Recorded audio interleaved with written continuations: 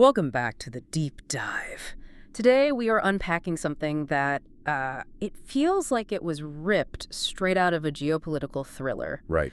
But it's actually just dry government policy that just happens to be, incredibly explosive.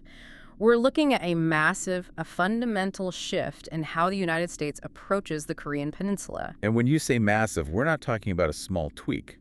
No, not at all. Not a slightly adjusted budget line item. This is structural. Yeah. I mean, this is the kind of change that historians will look back on in 20 years and say, that right there, that was the turning point. Exactly. The headline here is that the Pentagon has officially announced, this is via their newly released 2026 National Defense Strategy, that South Korea is now expected to take the lead in deterring North Korea. Which, sounds like a simple diplomatic phrase on the surface. Sure. But in the world of high-stakes defense strategy, taking the lead is doing a lot of heavy lifting. It changes the entire equation. And we have a stack of documents here that really unpacks this. We're looking at the Pentagon's strategy document itself, some reporting on upcoming high-level diplomatic visits, and some fascinating details on the hardware. Oh, yeah? So our mission today is to figure out what taking the lead actually looks like for Seoul, because interestingly, the U.S. is explicitly stepping back to what they're calling a limited support role. Which is just a huge departure from the historical norm. I mean, for 70 years, the U.S. role hasn't been limited. No, it's been dominant. It's been the cornerstone. Exactly. It has. And wait until we get to the hardware. We are going to talk about something called the Monster Missile.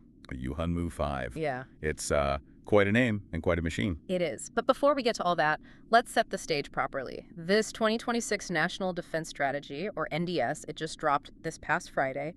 What's the core message the Pentagon is sending here? Well, if you strip away all the, the polite diplomatic fluff and just look at the raw language, the message is, you've graduated. The document says South Korea is capable of assuming primary responsibility for deterring North Korea. That's a very specific choice of words. Primary responsibility. Yeah, that feels like a legal term almost. It implies that the training wheels, if you want to call them that, are coming off. Yeah. The U.S. isn't leaving, and we'll get to that later. But the document says Washington will now provide critical but more limited support. Okay, let's pause on that phrase. Critical, but more limited. If I'm a South Korean citizen listening to this, does that make me nervous? What does that actually mean in practice? It's a totally valid question. And yeah, I could see why you'd be nervous. It doesn't mean the U.S. is packing up and leaving tomorrow. Okay. It just means the division of labor is flipping. Historically, the U.S. provided the main deterrence, the nuclear umbrella, the strategic bombers, all the heavy lifting. Really? And South Korea filled in the gaps. This new framework suggests South Korea handles the day-to-day threat of North Korea, and the U.S. only steps in for the absolute, worst-case scenarios. So if the U.S. is stepping back to limited support, what is the U.S. actually focusing on? Because the Pentagon isn't just closing up shop. Right. And this is where we have to look at the 4 specific priorities outlined in this new NDS. The document lays them out pretty clearly. Priority number 1 is defending U.S. territory. That's always number 1. Naturally. But priority number 2 is the big geopolitical pivot, deterring China through strength, not confrontation. Strength, not confrontation. That's an interesting balance. It sounds a bit like walking a tightrope while carrying a sledgehammer. That's a very good way to put it. It effectively means carry a big stick, but don't swing it unless you absolutely have to. And this connects directly to priority 3, increasing burden sharing with allies. And then number 4, strengthening the defense industrial base. Okay, let's unpack that third one, burden sharing, because that seems to be the linchpin for this whole thing. Precisely. If we connect the dots here, the U.S. is refocusing its primary efforts on countering China. The source material explicitly notes that U.S. forces are refocusing. Washington basically wants Seoul and Tokyo to handle their own backyards so the U.S. can look at the bigger picture. So the logic is we need to worry about the Taiwan Strait and the broader Indo-Pacific, so you need to handle Pyongyang. That's exactly it. It's resource management. The U.S. is realizing it can't be the primary police officer on every street corner at the same time. Right. In fact, the reporting suggests Washington wants Seoul and Tokyo to play more active roles in regional deterrence related to the Taiwan Strait as well. So it's not just handle your own defense, it's handle your own defense so you can also help us with the bigger problem. That is a tall order, telling a country, hey, handle your own existential threat right next door, and by the way, help us with ours too. It's a massive ask. But here's where it gets really interesting for you, the listener. Usually when we hear burden sharing in American politics, it sounds like a complaint, right? Yeah. Yeah, like the U.S. is scolding an ally for not paying enough. We've heard the freeloader narrative for years with NATO. Exactly, pay your fair share. But according to these documents, South Korea isn't dragging its feet. They're not the freeloader in this story. No, not at all. They are putting serious money on the table. They are. The financial commitment here is it's significant. Seoul has pledged to raise its defense spending to 3.5% of its GDP. 3.5%. Let's contextualize that. Most NATO countries really struggle to hit 2%. They do. 2% is supposed to be the gold standard. And many major European powers are, barely at 1.5. For a democracy to spend 3.5% of its GDP on defense is incredible. It puts them in a very elite tier of military spending. It does. And just this year alone, they increased their defense budget by 7.5%. That's massive growth. It is. And this is why Elbridge Colby, the Assistant Secretary of Defense for Policy, specifically called Seoul a model ally. A model ally, that's high praise. It is. And it's because they aren't just asking for protection. They are buying the capability to provide it themselves. They're putting their money where their mouth is. Which brings us to the hardware you mentioned earlier. Right. Oh, yes. The monster missile.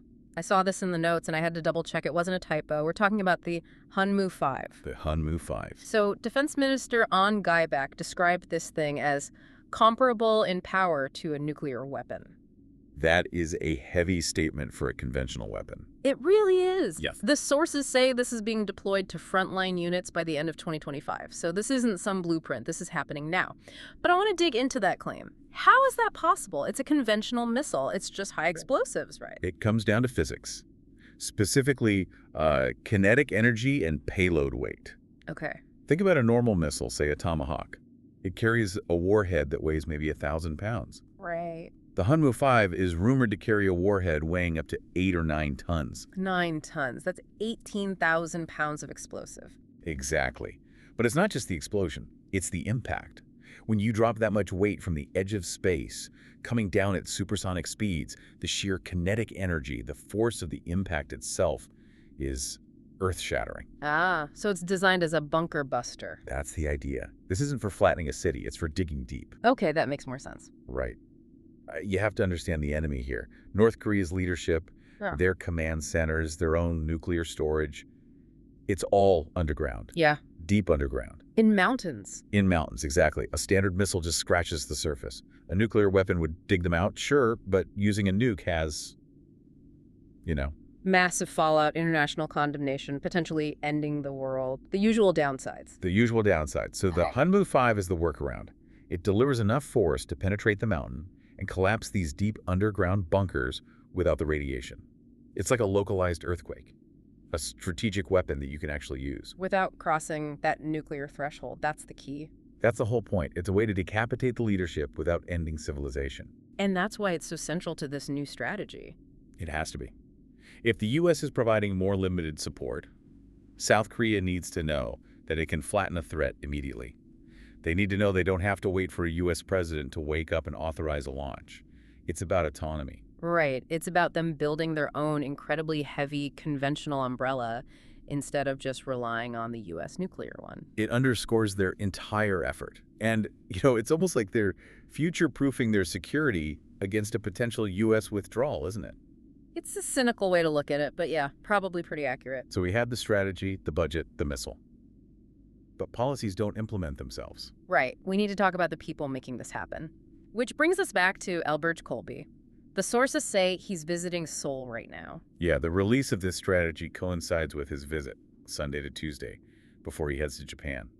And this isn't just a ceremonial handshake tour. No, the agenda looks packed. It is. And you have to remember, Colby isn't just some official. He actually led the drafting of this NDS. He's the architect. So his presence there signals that this shift to South Korean-led defense is the #1 priority. He's going there to check on the foundation of the house he just designed. Exactly. So what are they actually discussing? Because if they already have the budget and the missiles, what's left to talk about? Well, according to the reporting, they're discussing some very sensitive wish list items for Seoul, items that previous U.S. administrations might have just said no to. Like what? First up, Seoul's push to build nuclear-powered submarines. Nuclear-powered subs. Okay, that's a game changer. But why do they need them? Is it just about having the coolest toy, or is there a real tactical reason? It's entirely tactical. It all comes down to stealth and persistence. Okay. Right now, South Korea operates very advanced diesel-electric subs. But a diesel engine needs air. So periodically, the sub has to come up to snorkel depth to run its engines and recharge batteries. And when they snorkel, they can be seen or heard. Exactly. They generate noise, a heat signature, they to be near the surface. A nuclear reactor doesn't need air, so a nuclear sub can stay underwater basically forever. The only limit is how much food the crew has. So they become ghosts. They become ghosts. A South Korean nuclear sub could park itself right outside a North Korean naval base or, further afield and just sit there, silent and undetected, for months. It changes everything for tracking North Korea's own missile subs. It's about persistence. Persistence and reach. If the U.S. wants South Korea to help in the wider Indo-Pacific, diesel subs don't really have the range to patrol the Taiwan Strait and get back. Nuclear subs do. Ah, I see the quid pro quo there. Let us build nuclear subs and we can help you with your China problem. That's the alignment of interest right there. What else is on the wish list? They're also discussing the conditional transfer of wartime operational control, or OPKION. Can you break that down for us? What does that mean in plain English? Sure. It's a unique quirk of the Korean alliance. Right now in peacetime, the South Korean military answers to South Korean generals. Makes sense. But if a war were to break out, if the shooting actually starts, the command structure flips. Technically, an American general takes command of the combined forces and runs the war effort. So even though it's their country being attacked, we run the defense. Currently, yes. That's been the setup since the Korean War. Transferring OPKION means that in a war, a South Korean four-star general would be in charge and the U.S. forces would support them. Which aligns perfectly with the strategy of them taking the lead. It's the operational reality of the policy. You can't really say South Korea is leading if the moment a shot is fired, an American takes over. Right. And the third item on the list? Trilateral security cooperation. That's South Korea, the U.S., and Japan all working together. Which has historically been tricky. To put it mildly, there's a lot of historical baggage between Seoul and Tokyo. But the U.S. is pushing hard for this because, again, it comes back to the China factor. So everything seems to be moving in this direction. The Pentagon, the White House, they're all in on this idea. But there's always a but in Washington. Ah, yes, Congress. The sources mentioned some friction. Because while the Pentagon is saying limited support, there's still a lot of American boots on the ground, right? Oh, yeah. Approximately 28,500 U.S. troops are currently stationed in South Korea. That's basically a small city of soldiers. It is. And despite this new strategic shift, Congress has put up some guardrails. The National Defense Authorization Act, the NDAA for fiscal year 2026, has a specific prohibition in it. What does it say? It prohibits the use of funds to reduce U.S. forces in Korea below that 28,500 number. So the Pentagon strategy says, we're stepping back, but the law says you can't pay to bring the troops home. It's a classic conflict between the branches. The executive wants flexibility, maybe move those troops to Guam to counter China, but Congress looks at the map and says, no, stability on the peninsula is too important, don't touch those numbers. Is there a way around it? There's usually an escape hatch? There is a loophole. The law says they can't reduce the number unless the Secretary of Defense certifies that doing so serves national security interests. Ugh. The classic national security interest waiver.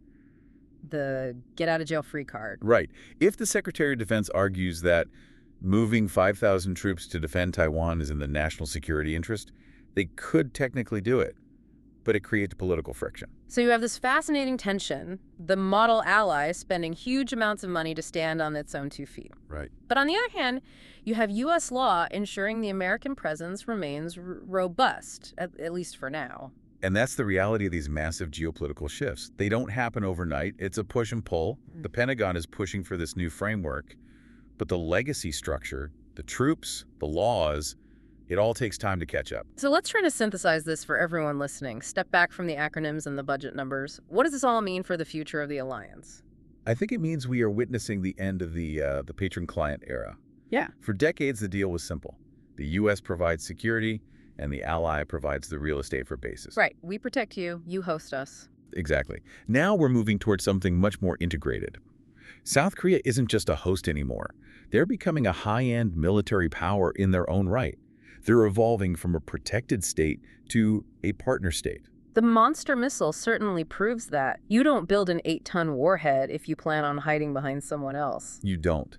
And the fact that they're even discussing nuclear-powered submarines implies they're thinking about power projection, not just border defense. They're thinking about their role in the wider region. It's a blueprint, essentially. Well- It feels like a blueprint for how global alliances might look in the future. The U.S. might look at Europe, at NATO, and say, look at Seoul, that's the model.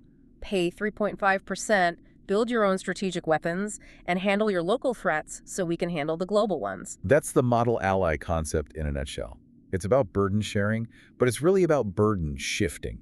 Yeah. Shifting the weight of immediate deterrence onto the ally. It's fascinating stuff, but before we wrap up, I want to leave you with a thought. Something that struck me while reading all this. What's that? If South Korea gets everything they want, if they get the nuclear subs, if they get full wartime operational control, and if the U.S. is focused almost entirely on the Taiwan Strait, I see where you're going with this. does the alliance eventually stop looking like a security umbrella and start looking more like a partnership of equals? That is the question, isn't it? And the really provocative follow-up is, if that monster missile isn't enough deterrence, if a crisis escalates beyond what conventional weapons can handle, who makes the call then?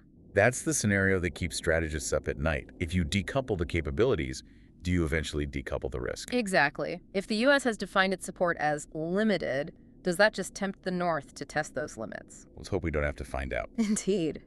Well, we've covered the strategy, the money, the hardware, and the politics. It's a lot to digest, but the signal is clear. The status quo on the Korean Peninsula is gone. It's a new era. Thank you for listening to this deep dive. We'll be watching very closely to see if those nuclear subs ever get approved. Always a pleasure. We'll catch you on the next one. Stay curious.